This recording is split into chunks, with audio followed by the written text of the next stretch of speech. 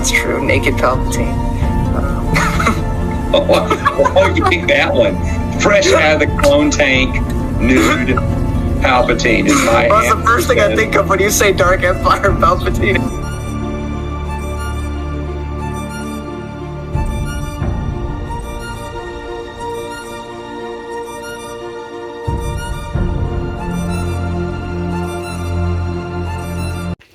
Hello everybody and welcome back to the Star Wars Expanded Universe, narrated by Disney, or current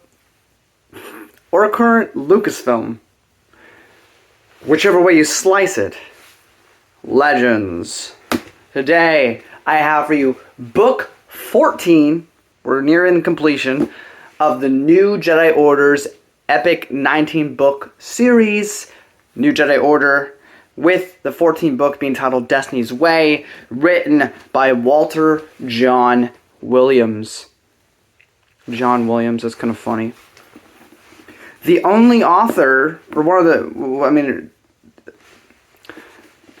of the authors here who has never written for Star Wars before. This is his only work. In fact, on the back of this book, there's a little Q&A. He talks about how he had no idea that Luke got married, or that Han and Leia had 3 kids. He just didn't know that because he'd only seen the films. But they asked him to write this, and I think it's because he's just a really big sci-fi writer. I don't usually do this with a bunch of authors, but he, from what I can see, he just writes a whole bunch of sci-fi stuff. Properly, like, sci-fi. Or I don't know what properly sci-fi means when I say that. I just mean, like, not Star Wars, like, more science fiction. And he's wrote a few series and a couple one-off stories. And from what I can tell, he's generally well-liked. But this is his only contribution, so how is it? I like it. It's a bit long. I don't think it needed to be 451 pages. I think that was a bit much, the pacing in this book. Really depends what you're looking for here. Because this book is extremely political on almost every front. What's left of the New Republic, very political. The Yusong Vong, we get more politics from their perspective and how that all goes down. We get some stuff with the Empire as well. So, like, there's a lot of politics, which is very sci-fi, right? Dune's very political. So this book's very political. I mean, I say that as if I read a bunch of sci-fi, which I haven't. But from what I've heard, you know, I've watched reviews on other sort of sci-fi stuff and whatnot, and they all seem very political or mysterious. So this is a very political book. It's also kind of a respite. It's not as dark as the previous books. It's a bit of a breather. There are some triumphs in this book. There are some issues I have with it, pacing being one of them. I just think it's a little too long. The fight scenes I didn't particularly find great, but that's more of a me problem as always. But especially here, I found them rather dry. I don't know if that makes sense. And I don't know. I also have issues with the way certain things are written here, because it is clear that it is a different writer from, hell, even Denning or Stover, because certain... Actually, this is one of my biggest things. A lot of the characters in here I don't feel like themselves. I'll be completely upfront about that. It's not that they feel like out of character, they just feel off. I don't know if that makes sense. And maybe it's because this author has not actually been a fan of the Expanded Universe. Like, Troy Denning's a fan of the Expanded Universe. You can say whatever else you want about him, but he's a fan. Matthew Stover is a fan. James Luceno is a fan. Kathy Tyers has already wrote in the EU. I assume she's a fan. Now, Greg Keyes hadn't, but those books were really, really fun. Elaine Cunningham, she was an easy read. This, I like this book, but the reason they feel a bit off to me is probably because this guy, you know, probably got some spark notes on the EU. Because, you know, as the back of this book says, okay, not in the back of this book, it's in the back of the Ylesia short story, which we'll get into here too, where he just didn't know that this was a thing. So I think that's a bit of it. But people try to use this book in particular to discount later stuff, and I feel like that's a problem since it feels so different from the previous books. in terms of characterization for certain people. But we'll get into that. But overall, what is the plot?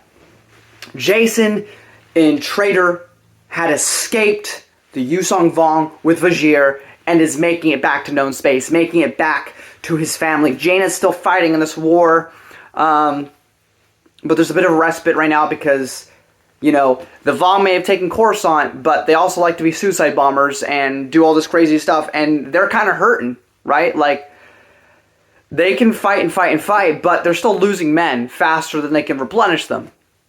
So they kind of need to take a breather too. So there's kind of a respite there. So with that respite, we get more New Republic, or what's left of the New Republic, politics. Right now, they're trying to find a new chief of state. Earlier, Powell, the Corran, had tried to argue that he was chief of state, but he didn't have any legitimate leg to stand on. So now they're looking for a new candidate, and we find Cal Omos, who's going to be the new chief of state. We also get the reunification of the Jedi Council. We have a new Jedi Council, so that's kind of cool. Harkens back to the prequels a bit, which, you know, people always go, you know, Denning, the prequels, they just want to do the prequels again. But that's essentially what this is. There was no Jedi Council in the original trilogy. That's literally only a prequel era concept, and Old Republic concept is a council of Jedi. So, when did this book come out? Let's see. Should have it on the back, right? Let's see. I can't find it right now. But the point stands that this came out after at least episode 1, maybe episode 2.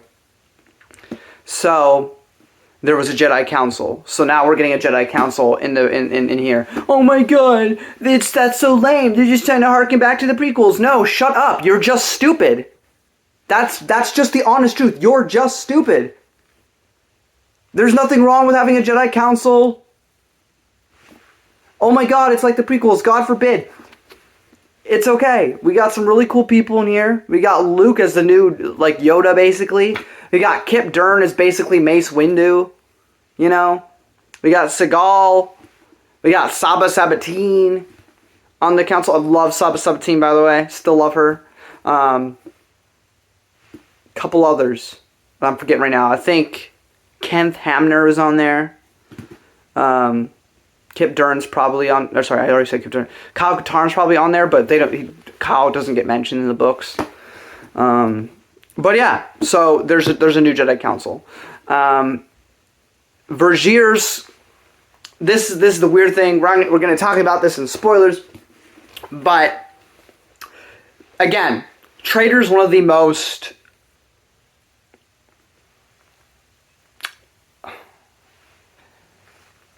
interesting books to read.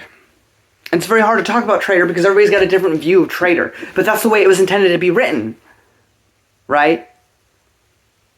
But regardless of what you think she is, this book, she doesn't feel the same as she did in previous books. Whether we're talking about the James Luceno books, whether we're talking about when she's in Star by Star, when she's in Edge of Victory a little bit, when she's in Traitor, she doesn't feel the same. She feels different.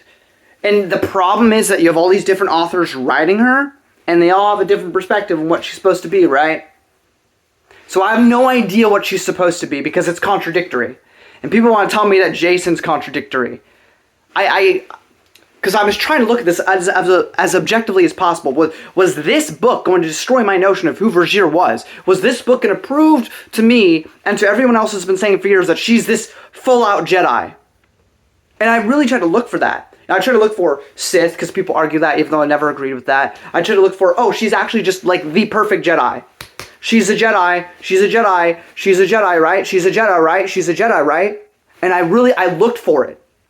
And there are some parts that would work with that assumption. There are other parts that don't. And so there's this mixed mash of things where she's the most complicated character to figure out. And ultimately, it's just going to come down to your own headcanon. Because we have no official status or any story telling us what she is. Even when people mention the Legacy comics, where she acts very sus. She never implicitly explains to Darth Krayt or anything that she is a Darth Lord herself or a Sith. She never makes that statement. She never makes that abundantly clear. She's still rather vague, even if she's a bit more sus in that story. Like, I may even believe that John Ostrander's intention was to basically say that she's a Sith. But since it's not explicitly clear within any story that she's in, I don't know what to believe. Is she a Sith? Is she this perfect Jedi, as some other YouTubers like to claim she is? Is she something in between, like I've stated? All I can go is based off of what I feel, because the data is mixed. Explicitly because there's different writers writing it. It's kind of like the Star Wars sequels, but better because it's written better. But you have two competing people who's got different views on who this character is, and you don't have a clear view in sight between that. But we'll get into that in spoilers. But basically, a huge chunk of this book is kind of Luke talking to Reread, not exactly agreeing with her on everything, being kind of concerned with the relationship that Jason has with her. It's very kind of Stockholm Syndrome. But is it a positive one? It really depends on your opinion of Reread that will determine that. But the biggest thing in all this is kind of the whole goal of the end of this series, which the final book is called The Unifying Force. It's about, do we need to change our perspective on the Force? Which is an interesting concept, and it's really cool to see if characters really change that. Of course, everybody knows to kind of backtrack on that after New Jedi Order, but as far as I understand it, as far as I've done some research on, that wasn't like a Troy Denning decision or anybody else. That was a George Lucas decision, that he didn't like that idea of the Force.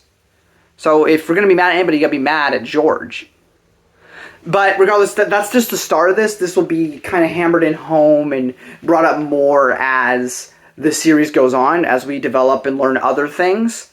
And you kind of get, oh, are we going to be able to have this new understanding of the Force and a happy ending, or we can embrace more things, and, you know. But Luke is very challenged in this book on the notion of what the Jedi are supposed to be. Reread really questions him on this at quite a few points. All the children are still in the maw. That'll be important later. Just bringing that up again. There's this big final battle at Epoch 9. Oh, I forgot to mention, Admiral Akbar makes a return. Kind of a spoiler, but that's cool to see. He's very old in this book. So, yeah, he's gonna die soon. But he's pretty old. But he does some pretty awesome stuff in this book. But there's this final battle. Somebody sacrifices himself for somebody else, and Jaina throws down. And that is pretty much what I'll say non-spoiler wise for this book. There's a lot of politics. Naminor, Tazvang La, Shimra. We learn more about Omni, this kind of court jester. He'll be in Blorton down the line, but we kind of get more of an understanding of the Vong. I mean, not really more understanding, but we get a bit more of the, what's the right word, the bureaucracy, the system, you know, how all that works. Because Shimra's kind of just been around, but now we're kind of getting more Shimra, and Shimra's only become more prominent as stuff happens in this book with another character. So we need our big boy replacement. So he will be a big thing moving forward. But yeah, I mean, overall, I thought this book was really fun. I really enjoyed all the politics in here, you know, and all the, you know, trying to figure out like how the Jedi Council should work in this new era, how, you know, the government's going to work with Cal Omos in charge. Oh, I forgot to mention one of the biggest important things. I don't know if it's kind of a spoiler, but I'll mention anyway because I'm not giving you too much information on it. The government at one point decides that they need to destroy the Vong by maybe using this thing called Alpha Red. And obviously Luke's not happy about that, and Vizier's not happy about that either. She thinks it's an affront. So it's this whole thing of the government wants to use this on the Vong, the Jedi don't. What's going to happen with that? You got to read the book to find out. But yeah, I had a lot of fun with this book. It's not one of my favorites, I'll say. It's a fun ride. It's a bit long, a bit unnecessary. Like, this could have been probably 300 something pages.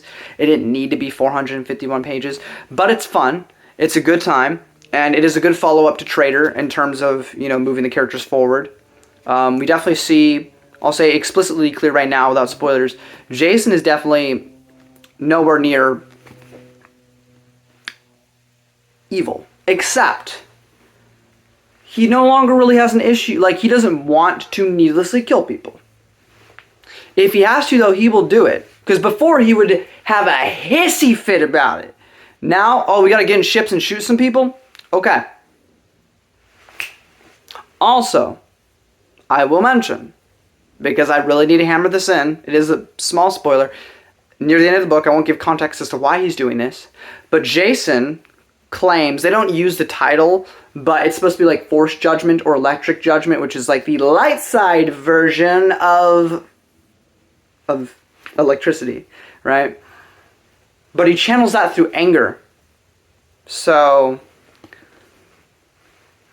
because the book, I believe the author's trying to frame it like this was a light side move. Like, because he's been enlightened and he can do this now as a good guy. But he preferences it by saying he did it in anger and fear. That's... I'm sorry, I don't... You can try to work your way around that and write that. That's dark side. Sorry. I don't write the rules. George Lucas does. That's a dark side thing to do. But whatever. Not saying that this means he's going down the dark path. He's going to become super evil just based off of these books. But that's I think that's just a hiccup on his part, because that's not a light side move. Sorry, it's just not. But there are some other things that are interesting that work for whatever perspective you have of Vergier. We're going to get into that a lot in spoilers, because this is like kind of the big hiccup here, you know, on your interpretation, because this is the last time that she's a really big prominent character. So the last book you can really extrapolate anything from her character. But we'll get into that in spoilers. But overall, it is a good continuation. I do enjoy this book a lot. Up next, we have a trilogy that has highs and some very low lows.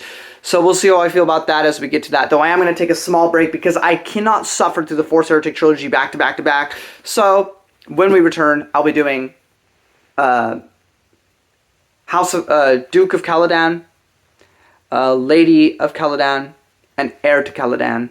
The Dune books. I'll be doing one Dune, one Force Heretic, one Dune, one Force Heretic till we finish both trilogies. And that's how I'm going to do that, so I can bear some sanity. And then we have two final good books of Final Prophecy and James Luceno's Unifying Force. So, but that's going to be it for this. I'm going to get into spoilers. If you don't want spoilers, time for you to get out of here. Otherwise, shebang. So, one cool thing in here is we have Farlanders from the old TIE Fighter or Starfighter video game. There was a little pamphlet where you could read like this little story. I've read it before. I've reviewed it for the channel. But he's not like a super big character in this book, but he is a prominent character, and it's really cool that he got to be in like a mainline story. So props to Walter John Williams for that. We also get our first mentions of Zamina Sakat. And we get this massive lore dump. This is one of the biggest issues for me here. Vergier is this mysterious, cryptic character, right? Now, some of the arguments I've heard before is that, well, she is only being cryptic because she's being watched by the Vong. And so I was like, damn it, they actually have something here. Because the moment they're away, she gives this huge exposition dump about her time in the past with Zamina Sakat. I was like, damn, I didn't remember. Maybe they're right. Maybe she really is just a Jedi, and she was just being, cryptic because of the Vong and everything. Maybe I've just been wrong, right? Because there's this massive lore dump out of nowhere from Vergier. It is extremely strange to see. I mean, it's interesting, but like, you go throughout this entire couple books, like, before Trader even, like, being very mysterious, not saying too much, and now you're just, exposition. I was like, hold on here, who are you? But then later on, as she gets back to the Republic space, she starts talking to Luke and everything, she gets back to being cryptic and vague. Which means that she's purposely doing this. But she's willing to be honest with Jason. So it's just weird. It's weird. So, because at first I was going to finally admit defeat to all of you. I was prepared, when I read that section, I was prepared to come to all of you and say I was wrong. And Legacy of the Force is legitimately an issue, because what is this about Vergier? But I've yet again been validated. because she continues to be cryptic when she gets back. So, sorry. What else happens here? So Callum also mentioned, and political. I mentioned a lot of politics here. Trying to figure out who's going to be the next president. You know, the next president wants, Callum also wants to include the Jedi, but he can't be too supportive of the Jedi because, politics. Oh, something just to piss you off too. There was a bit of foreshadowing, accidentally, which I found funny. Because they talk about death. Vergier talks a lot about Jason's destiny, his destiny of the future or whatever. And Luke agrees, that Jason probably has this great destiny. And I think it's Mara or Luke. One of them points it out. They're like, but Anakin, Darth Vader was supposed to have this great destiny as well, and look what happened to him. See, in hindsight, that's kind of awesome, right? That's a little cool foreshadowing. Of course, that wasn't the intention. But it's another way to piss people off that don't like that. But it's in the book. Hate the book, not me. So, I'm just the messenger. And this is the big thing. Right, so, why does she do this? Vergier, right? There's a big portion of this book's going to be about Vergier, right? Because she's here, she's talking to Luke, and she continues to be cryptic and secretive. Why? She's been away, if she really is this perfect Jedi from the Old Republic, who's just, been with the Vong, and now let me stress, I have a more nuance, I completely, as I'm rereading, I understand where people are coming from. And maybe I've not made my stance explicitly clear, because I'm not inherently against you. But she can't be this perfect Jedi, because when she comes back to normal space, she comes back to New Jedi, to New Jedi, right? And the Grandmaster, Luke Skywalker, Jason's told her everything that he's done, right? So she should be theoretically, he did a YouTube video presentation going over all the events in the movies and all the EU books leading up to this one, to Vergier, so she knew the whole plot, and she doesn't trust Luke? Why? Why be secretive? Why be so cryptic? Why talk in riddles? She was only supposed to do that because she was being watched, right? By the Vong and Traitor. That was people's excuse. But here she is now, in Destiny's way. No cameras, nobody's watching her. They do interrogate her, but this is at a separate point when no one's interrogating her. It's just Luke and her one-on-one. No cameras, no nothing. And she continues to be secretive. Why? If anything, that is a point in favor to my view and to the worst view, which is that she's a Sith. But that actually is a point in that favor. Why be secretive to the Grandmaster after? It's not just that she doesn't know him. She knows everything that she needs to know because Jason informed her. Jason gave her the spark notes of all the accomplishments that Luke Skywalker has done. The new Yoda. And yet she stays quiet, she stays cryptic, she's not completely honest with him. Why? The only one she's honest with, even if she's still cryptic, is Jason. But why? If she is this perfect Jedi, this good Jedi from the Old Republic that's just been stuck with the Vong for 40 years, now she's back, she's not being watched by the Vong, she can be honest, she can be open, but she isn't. She was on the ride home with Jason, and then the moment she came back to normal people, she remained cryptic. Why? Now, for several points in this book, I don't think she's a Sith. But to suggest that she's this perfect Jedi, I don't buy it. 1 second. Sorry about that. Also, let's see. But yeah, that's my point. Vergier's view on marriage is weird. This was a very odd thing. She doesn't like the idea of Jedi being married because, again, prequel Jedi. Which, I'm surprised nobody makes fun of that in here, but they only want to make fun of Legacy of the Force for, I don't know, referencing the prequels, God forbid, but this book's doing it right now by having her not like marriage. But it's such an odd thing for her to do, right? Because, if she's this perfect Jedi, then she wouldn't have that view, because that was a stupid view the Jedi had. But then also, I don't think a Sith would really care about that, so But my view of her also doesn't really fit with that. So again, it's this weird enigma because he decided to put that in there for some reason. I guess just because she's from the Old Republic. But you would think over 40 years, her opinions apparently changed on a bunch of things, but that she hasn't changed her mind on. So it's just bizarre. Because she talks about this Jedi dynasty of, well, if your son ends up becoming like the new head of the Jedi Order, then it's just like this dynasty, this like kingdom instead of being this like fair and equal thing. And I'm like, I guess, but I don't know. It's such a weird take for her to have, especially for her character. I just don't get it. I don't know what Walter John Williams is thinking here. But again, every character here doesn't feel exactly like themselves, and especially Vergier. She's the most contradictory character next to Jason. It doesn't work, and I don't understand it. So that was a big thing. Jason's not a murderer. That's important. He says he's not a murderer. He's not a murderer. That's very important. Again, understand me. I don't think I explained myself well enough with Traitor, especially because I kept getting interrupted that day. I apologize. Traitor. Nothing in that book makes him evil. He is a good guy after that book. Nothing that Vergier did was turning him dark. That's not my belief anyway. But the events of Traitor and the events of Star by Star especially have seriously affected Jason. Right now, he has his family. He has Vergier to talk to help him. But I know what it's like to be alone.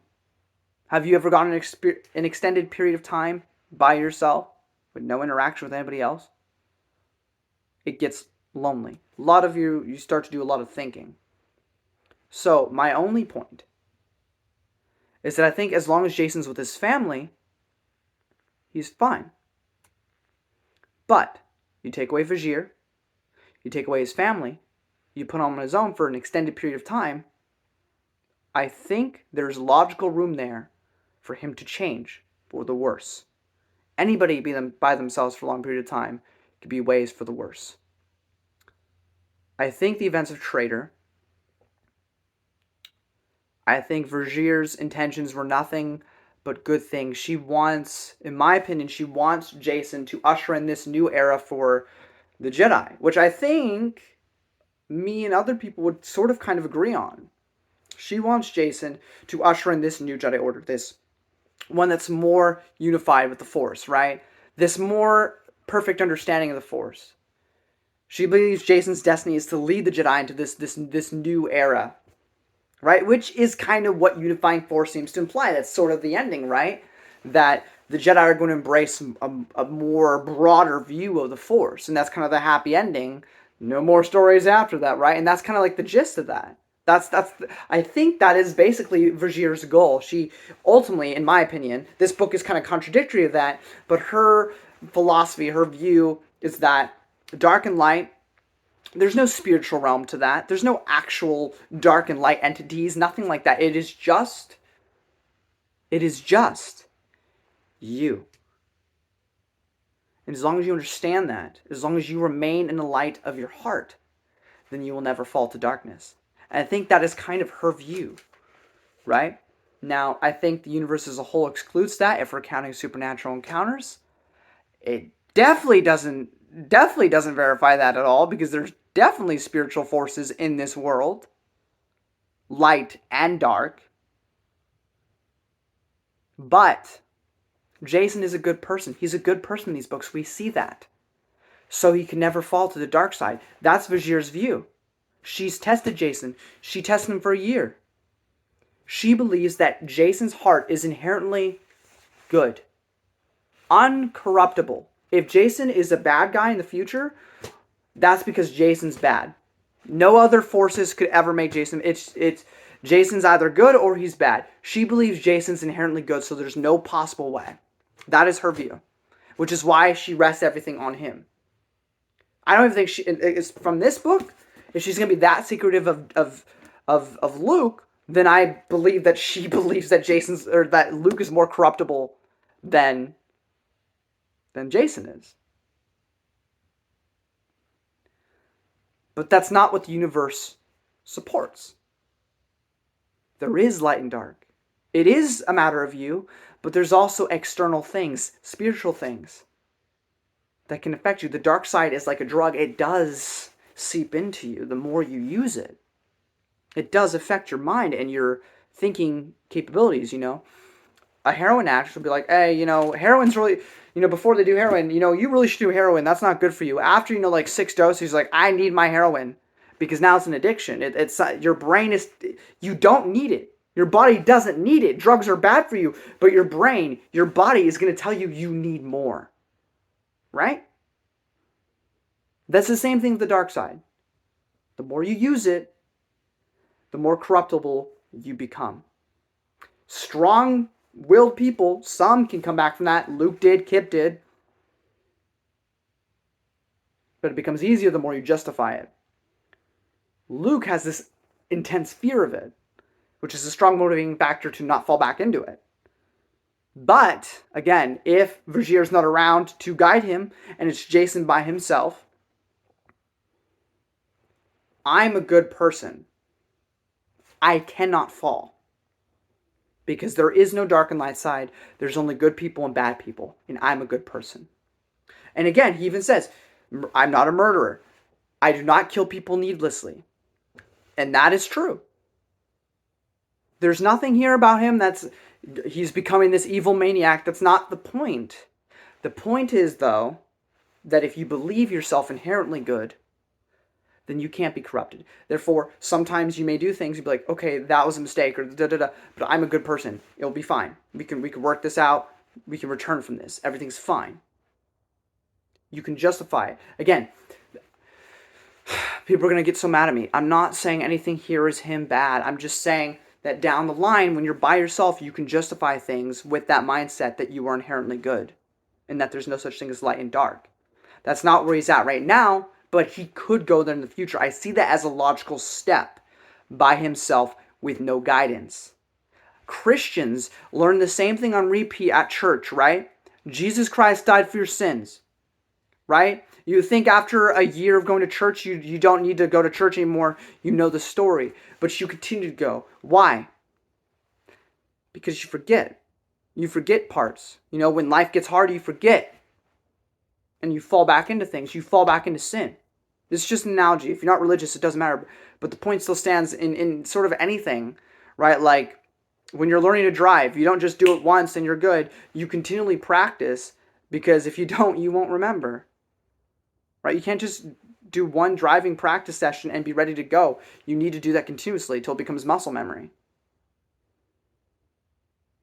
But maybe you don't drive for 30 years.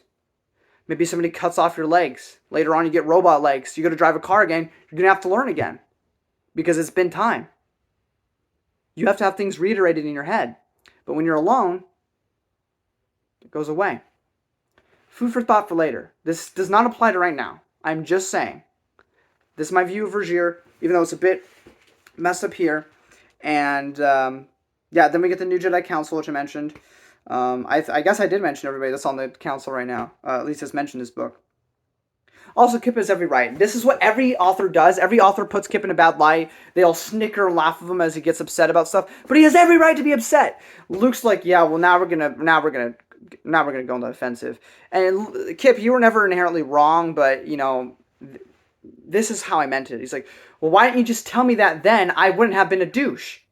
And then I go, stupid Kip Durin. What? No, you were being irrational. If you had explained it to him the way you did now, back then, there wouldn't have been issues. But for some reason, every author needs to go crap on Kip Durin for always being right. It's ridiculous. It is absolutely... I am flabbergasted by this. It's so dumb. Anyway. Knighting. So this is weird, because I thought at the end of Young Jedi Knights, our heroes were already knighted. They were Jedi Knights. But apparently that didn't count, because it's to do it again. Mostly because these authors didn't read Young Jedi Knights. Except for Troy Denning, because Troy Denning's awesome. But anyway. They get knighted again. That's cool. Then we have the Sword of the Jedi mentioned. And again, this is another point in my favor to the Force being more than just you. Because literally it's as if Luke is possessed. The Force literally goes into him and speaks these words, because it was not what Luke meant to say.